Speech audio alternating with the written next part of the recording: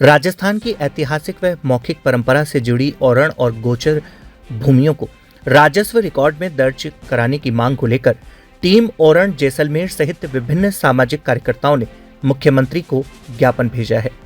ज्ञापन जिला कलेक्टर अजमेर के माध्यम से मुख्यमंत्री को प्रेषित किया गया है, जिसमें इन पारंपरिक चारागाह और प्राकृतिक धरोहरों के संरक्षण के लिए ठोस कदम उठाने की मांग की गई है। और उन्होंने बताया कि सोलर प्लांट के नाम पर खेजड़ी पेड़ काटे जा रहे हैं। ज्ञापन में बताया कि राजस्थान की नदियों पुरानी परंपरा में औरण और गोचर भूमि का विशेष महत्व रहा है।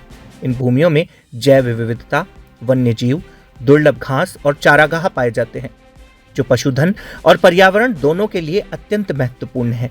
लेकिन भूमि सेटलमेंट के दौरान कई औरण और गोचर भूमि राजस्व रिकॉर्ड में दर्ज नहीं हो पाई, जिससे उनके अस्तित्व पर संकट खड़ा हो गया है। ज्ञापन में यह भी उल्लेख किया गया कि जैसलमेर जिले के लोगों द्वारा औरण और गोचर भूमि को बचाने के लिए अंतर्राष्ट्रीय सीमा पर स्थित तनौट माता मंदिर से जयपुर तक लगभग 725 किलोमीटर की पदयात्रा निकाली गई है।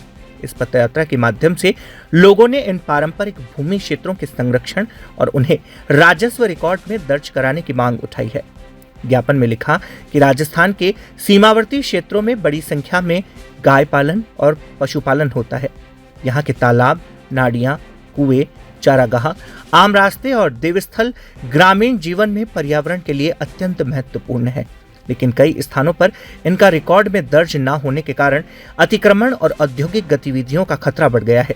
सामाजिक कार्यकर्ताओं ने मुख्यमंत्री से मांग की है कि जैसलमेर सहित पूरे राजस्थान में ऐतिहासिक व मौखिक रूप से प्रचलित औरण गोचर भूमि, बरसाती नालियों, नालों, तालाबों, खालों, देवस्थलों, शमशान, चारागाह और आम रास्तों को जल्द से जल्द राजस्व रिकॉर्ड में दर्ज कराया जाए, ताकि इन प्राकृतिक धरोहरों का संरक्षण सुनिश्चित किया जा सके।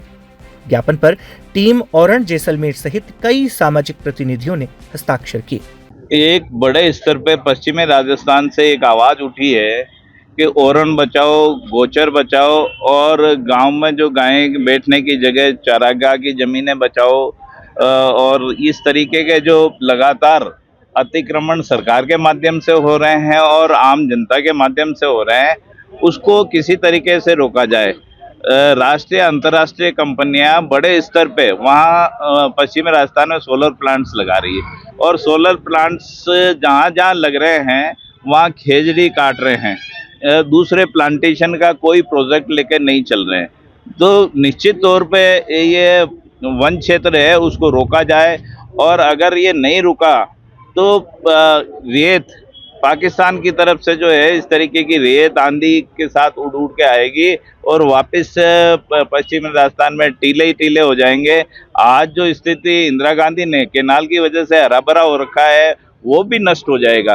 तो एक बहुत बड़ा अभियान सुमेर सिंह जी और रविंद्र भाटी सिंह विधायक ने चला रखा है।